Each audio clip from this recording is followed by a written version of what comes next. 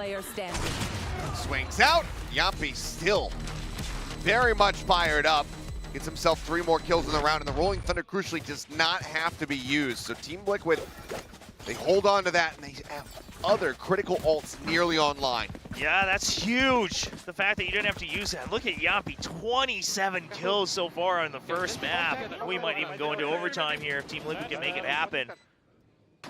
But now, as you mentioned, you have other ults coming up close. Now you have some more leisure to work with. Maybe force the entry here with the Rolling Thunder.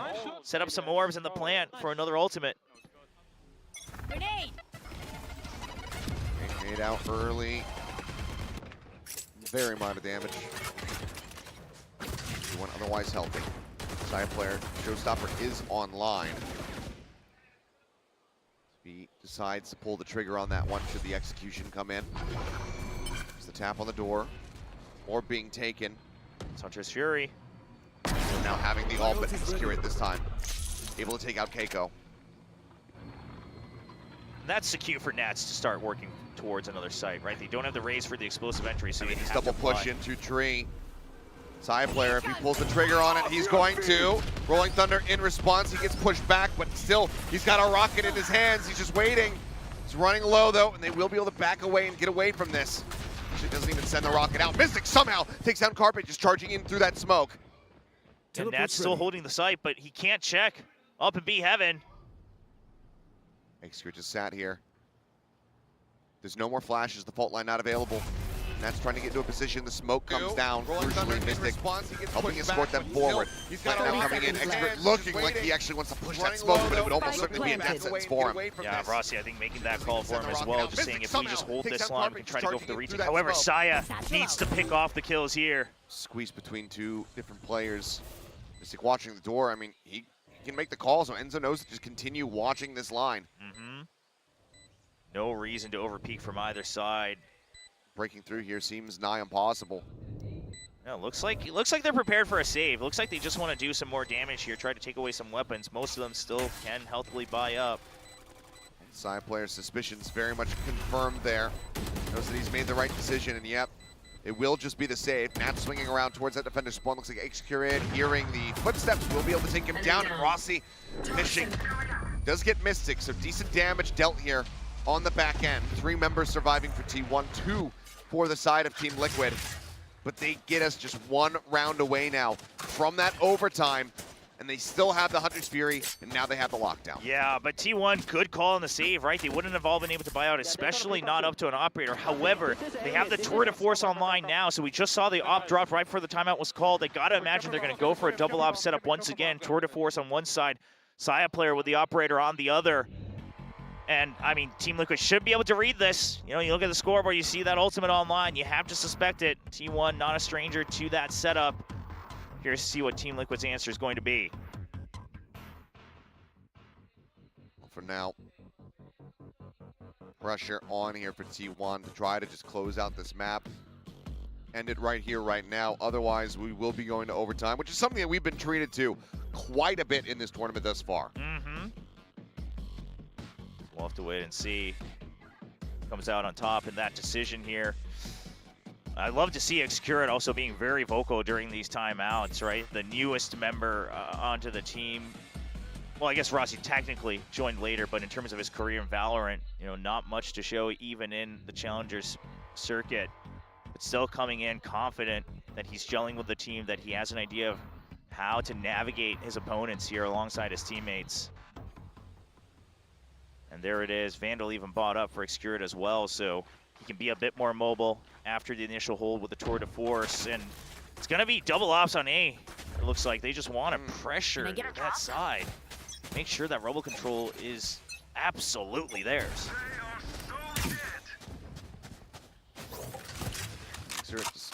Right over here by Baby Door. That Trailblazer moving forward and seeing absolutely nothing in A lobby, so already Saya player very quick about to arrive over at the C site. Yeah, the initial hold and then you pass it over to the Tour de Force. I love it. The rotate is very early. This could catch Team Liquid off guard. You should run. Flash, Saya player not quite going to be able to get away from that one. Lockdown now invested. Wants to just try to stay on this line. see if he can catch anybody coming through, but they don't see anybody yet. Liquid playing this out very patiently. The last few seconds, and they actually do get a detained catch onto one. Coming down, Paranoia Cross, Keiko's clipped by that one. Spike planted. Yeah, that doesn't allow him to push through any further, so they're going to have to hold from C Mound. They do have the Hunter's Fury and T1, no one on the flank to catch that. There's no approach from behind whatsoever. Full shove out from that defending side. Get themselves forward onto the side. Nano Swarm, first one going to be popped. Carpe trying to get himself up close. Sends out the pop flash, goes rushing forward, and Carpe does find two. Nat's able to take him down. But this opens things up here for T1. Xcuriate, however, falling. Hunter's Fury crashing across. Rossi going to be eliminated. Side play with the off swing. Does find Nat. Keiko, however, pushes up onto the side. Saya takes him down. It's all on Enzo. No shock darts. The hold is coming through, but Enzo, he manages to finish him off. It's 12-12, and we go to OT.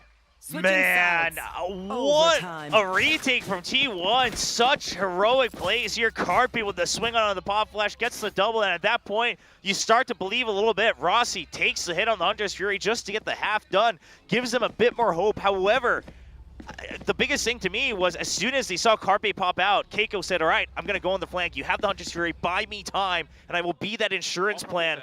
And it comes into play. It gets him enough time where Saya just has to stick at the end. You can hear them calling for it there. Saya want to think like, okay, I can cover you, but then realizing Keiko was still up within the sight, and that foils the plans there for T1. But now we go into overtime. No closer to knowing who is going to be winning this map. Yeah, I mean, just good adjustments from both sides. You know, once they get the early couple reads on a couple of rounds here.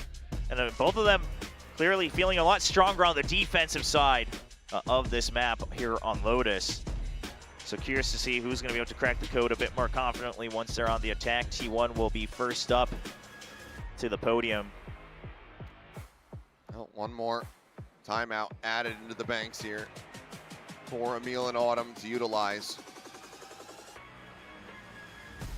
I mean, it's so close, but it's also strange because oftentimes, you know, when we have these maps that are going down to the wire, when we get to overtime, it's been that pendulum swing back and forth style. Yes. This has just been so streaky from both teams. I mean, both of them having a 6-round win streak at one point, right? Team Liquid took one in the first half, and both on the defensive side. So it just seems both teams, they take a little bit longer to figure out how to break through the defense. You come to Asia, and then Lotus just becomes the defender-sided map. Apparently. I mean, it definitely helps for Xcuriate to be AWPing on that defending side, but. I mean, same thing in Keiko. I mean, Keiko's taking on the attack. I love this. Yep. Sorry, on the defense, it's Xcuriate on the attack. I love that too. Yeah, it's going to be AWP battles here on both sides. Both of them really valuing what that provides, especially on the defense. But I think Xcuriate just saying, listen, give me this chance. Let me help break open the site. I know how to take these trades. I know how to hold these angles. Happy.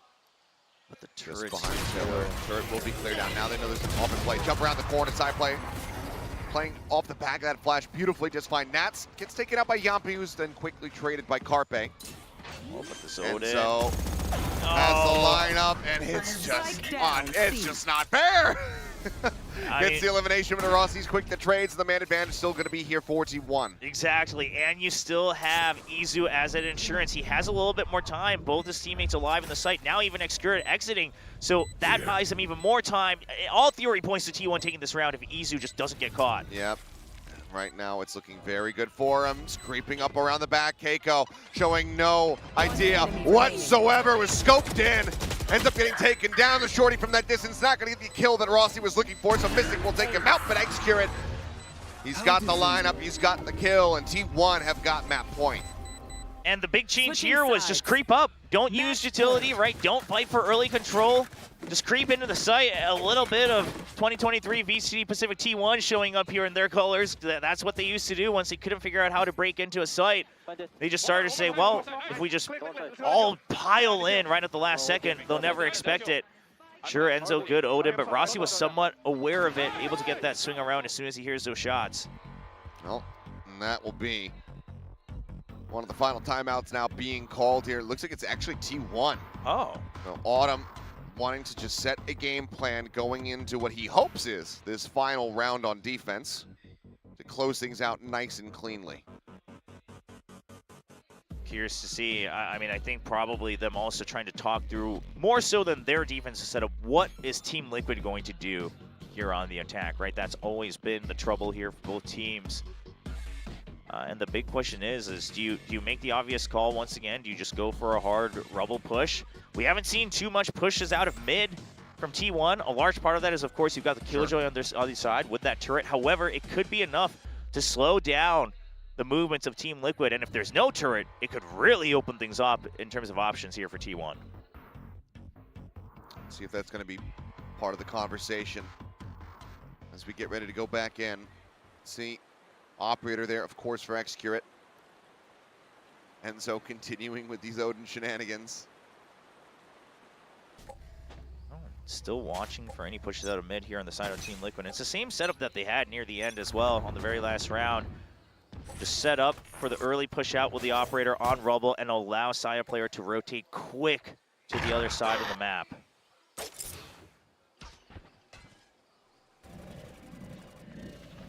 Team Liquid, I think they might have heard the very end of that Trailblazer, so they're very hesitant right now in terms of their movement.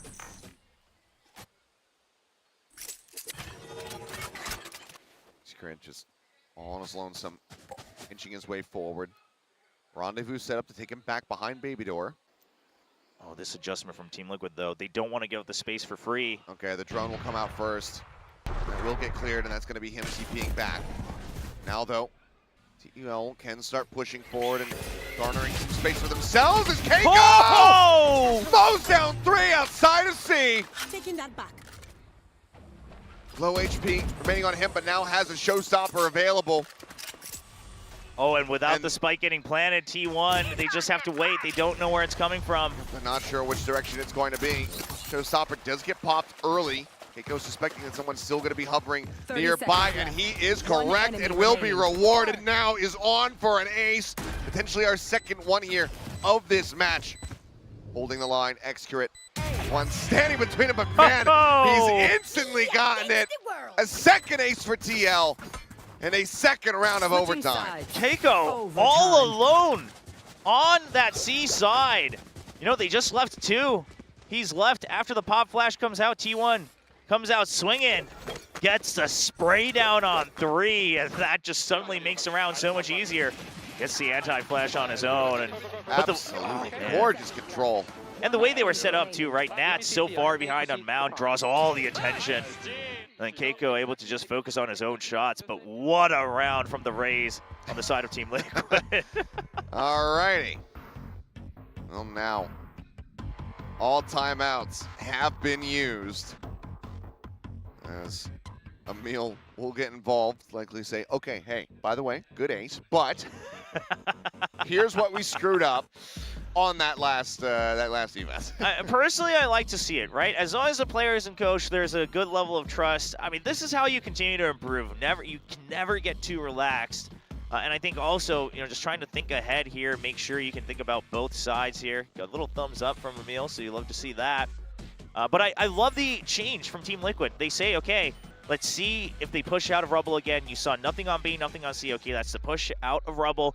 Let's see how they've been setting up after all the utility comes out. They find the operator, they push him back, and then they still have that backup option on the C side. A much better attacking round here in overtime. It seems like, you know, very happy, likely finding that all of the players are on the same page as far as what they want to do coming into this round. I mean, yeah, this is just all-out brawl on Rubble. Team Liquid, they're just buying time on B and C side. Opposite play once again. Fault line catching on to a few. And as they try to walk across, Enzo again finding a kill as that paranoia is so high value for Mystic. Takes down Carpe, strands the spike, push up into the smoke. Mystic finding another one. Runs out of bullets, tries to swap over onto the shorty, but just does not have a target. And suddenly it's all on Izu. The last man standing with 59 HP. And the spike still on the floor, has to 1v3 to stop Liquid from getting themselves up to map point. I have the spike. A nigh impossible task with only 59 HP, like you mentioned, but he has to pick out these isolated duels, and first up, it's going to be Nats. Turret will alert them. So Nats for now checking over here towards Waterfall. Pings it, draws Nats' attention back over towards B. But hasn't gotten any movement at all out of Yampi and Enzo. They are just feet planted, glued down. And Enzo will be able to get the kill. The plan comes to fruition here for Team Liquid, and now they find themselves at map point. Been a little while since they had the lead. But finally, one step away from taking the map. And you look at the composition, you look at things like the Odin. I mean, Team Liquid is always going to be advantageous when you go in an all-out brawl like this. I think T1 just thought we crept into C last time. Let's try to creep towards A this time. Surely they won't commit to the full fight because they hadn't in a while. I mean, good adjustment from Team Liquid trying to stay ahead of T1. Just catch them snoozing. Carpet with the flash, not finding much of anything there as Enzo just continues to do the devil's work. A little bit of construction. A little bit of interior design here on Lotus. If you want to break down a wall, normally you take a sledgehammer, but... If it breaks, it breaks. Okay, shot from Execurate. First one, not connecting. He wants to go for the re-swing, thinks better of it. Decides to pull back the Saya player, does find some peel on that pressure. Swinging out from stairs, takes out Keiko. And T1 now just holding, getting prepared for the potential swing into B as well. You look at Izu, he's scouting for that. He knows that that's the weak spot on the map right now for the defensive team. Going forward. Need that back. Searching, does get the tag there on a Saya player. He goes ahead, jumping back. He's going to rotate all the way around towards that ceiling side. Destroyed. Spike now planted. It's a shot, it's nearly there. Yampi lucky to get away with that one with his life. Mystic again, just taking a forward position here within his own smoke. But these are the things that can really make or break the round. Izu so low. If they double push, it's going to be a very easy transfer, but now Saya player will be able to find the headshot, but so will Nats. He shuts down Carpe, trying to push in through Baby Door. Execurate now taking a close angle. Swings in, but Nats covering fire. Helps save his teammate's life. Showstopper at the ready. Sends it close. Saya player on for an ace, and he will get it, our third one of the map. Holy cow! As we go even deeper into this overtime, 14-14. Switching sides. What is going on between these players? 3 aces, 2 of them in overtime, and man, Saya player, a heroic